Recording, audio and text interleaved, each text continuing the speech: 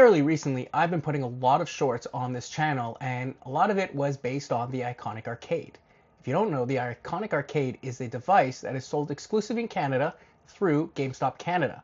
And it is an all-in-one home arcade solution that you can get the arcade itself, you can get the whole thing with the screens, all that, or you can even get a stool.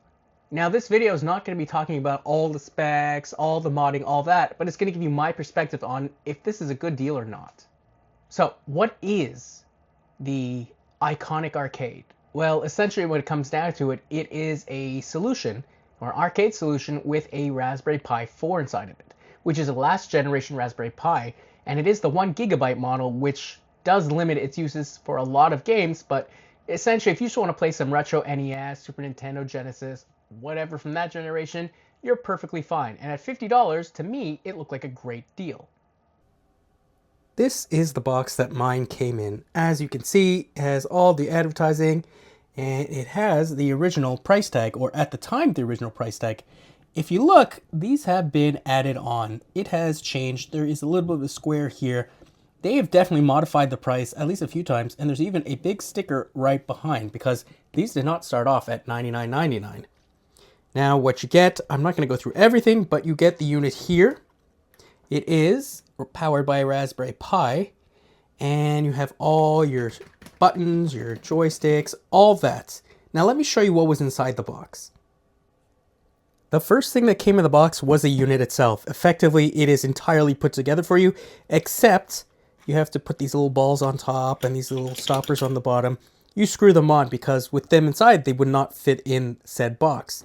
It also has one of these. So it has this setup USB, which is their own version of Batocera.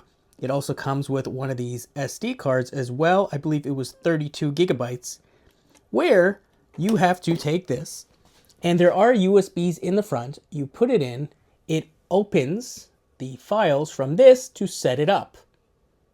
And here is when the story gets very interesting indeed. The version of Batocera that they put on here has been modified. And what that means is once you're going through the setup, which for most people should be pretty easy, it makes you actually register your email and all that with them to unlock the version of Batocera that you can use with this. Now, you got to understand, you effectively can go and download Batocera yourself, which is this whole emulation software, and put it on yourself. You do not need this. But for some reason, to use their device and their version of the software, they made it that you effectively had to register this device or the little Raspberry Pi inside with them so that you can use your own very legally obtained games. And I gotta say, I'm not very impressed by that business practice. I should also mention they include this very easy user manual for how to put it together. Unfortunately, it is the manual for the larger arcade as well. So essentially, there's not too many of these steps that make a huge difference if you just buy the unit like I have. But it does tell you how to, put everything together. And then at the end, it tells you how to set it up and if you need some help from them if you have any issues. And believe me, I had issues. That sounds wrong. Opening up this machine is a breeze to find these aforementioned issues. What you need is a screwdriver with a hex driver at the end of it. And there are just 4 hex bolts on this unit. That's all you need to do to open it up. And once that is done, you can see what is inside, or what the brains are of the Iconic Arcade. After opening it up, we can take the lid off, flip it forward. Be careful because here are all the controls on both sides. It is fairly good quality. They have these boards also with these wires that connect to the computer inside. So we have 2 of them. And in my model, this is not the Pi that came with it. Say what?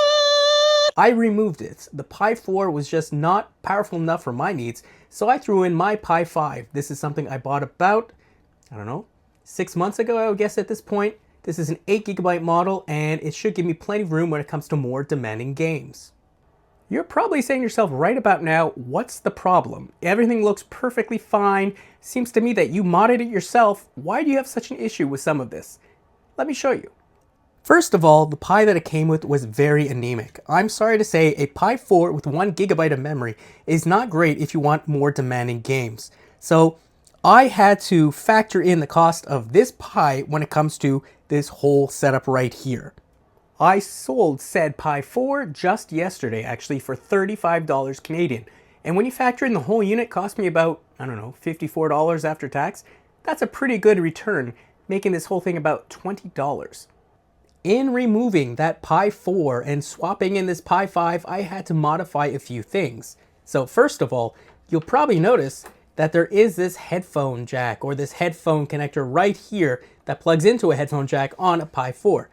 Well, the Pi 5 does not have said connector. So unfortunately, unless I put in a USB-A dongle here and plug it into that, I've lost that I/O. The second thing I've lost in swapping it out is this here is the power button. Now, it still does turn on when the unit is on. However, where it was connected on the board to the Pi 4, no longer turns the Pi 5 on. There are 2 pads over here, I believe, that you have to solder in some pins, and you should be able to take this, put it there, and then have a working unit. At this point in time, I've not done any of the soldering. I've just left it as is, so whenever I plug in the power, which is a USB-C cable, the light comes on and I know that the unit is on. Speaking of I/O, here is the back of the unit. Mine has the number 9 for some reason. We have our HDMI, Ethernet. We have a USB Type-C for power. We have a very useless headphone jack because, as I said, I've removed the Pi 4, put in a Pi 5, and we have a place for our micro SD card. At this point in time, you're probably saying to yourself, it kind of sounds like you made those issues yourself because you changed out the Pi 4 for a Pi 5. Well, that's not entirely true. This is the cover and fan that used to be on this when we had a Pi 4 in it. Now, it looks fine. You're saying to yourself, it has a fan, so obviously they're making it run nice and cool so you can play more demanding games. However, this little 30mm fan is the highest pitched, most annoying fan I think I've heard in many years. Another very interesting thing about this very annoying fan is its connection. So, as we see here, it is a 2-pin fan, so effectively I believe it's always running at 100%. It is powered through one of the boards. I believe you could probably put them in either one. But if you watch the positive and the negative go all the way around the wire, you probably notice something right here. They are flipped for some reason when they get to here. Now, I don't know if that was just Iconic's Arcade little fun joke to make sure you purchase parts with them, but I know it made it a pain when I purchased another fan and I had to do the exact same thing to replace it. Another point of failure for this unit was the joysticks, because you see they connect through this cable right here. It is a 4-pin cable that plugs directly either to here or to here, depending which side you're using, obviously. And it runs through USB to the USB 2 right here so that the Pi can recognize it as a joystick. After I swapped over the Pi, no matter what I did, one of the joysticks would intermittently turn on and off. So I had to purchase through AliExpress this USB cable to the 4-pin connector. This is one of them. I purchased 2 because I wasn't sure how good the quality was. Now, magically, suddenly it came back. The other cable, it seems, just was so tweaked out that it broke after opening this a couple times just to change this, which is not saying much for the quality of the machine. So we should probably tack on another $23 Canadian to the price of this machine because, let's face it, I purchased 2 of these just to make sure it would work with my new setup. After installing the new Pi, getting everything ready, installing Batocera onto a microSD card for Pi 5, there was another issue. This cable became tiny little bit crimped right here, right along here. And what this is an extension for the microSD that plugs into the Pi at the bottom. For some reason, it got a little touched, it would not work. 2 out of 3 times, this whole thing would just turn on, the fan here would go absolutely insane, and it would not power on. Finally, I managed to kind of like tape it or hold it together the way it should be, and knock on wood, it's going to stay working for a very long time. My final impressions of this machine, I've been thinking about it for a while, and I have to say, if you're one person who just essentially needs a set of controls and wants them cheap, $50 is not too bad. You do have the Pi 4 inside with that awful fan that I said, if you could sell for $30, $35, $40 Canadian, might as well do it. It makes the machine very cheap.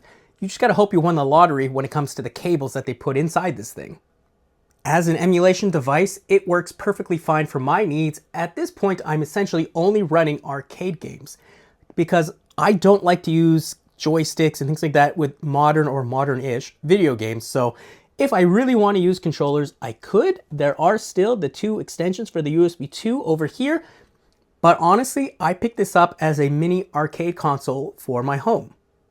And those are my thoughts on the Iconic Arcade. If you're someone like me who likes to mess around with this hardware, it might be a fun project, but financially, it might not be the greatest decision. And before we end this video, let me know your thoughts on the Iconic Arcade. Did you buy one? Did you pass up on one? Are you thinking of getting one? Let me know in the comments below, leave a like, and consider subscribing to the channel. Have a great day, everybody.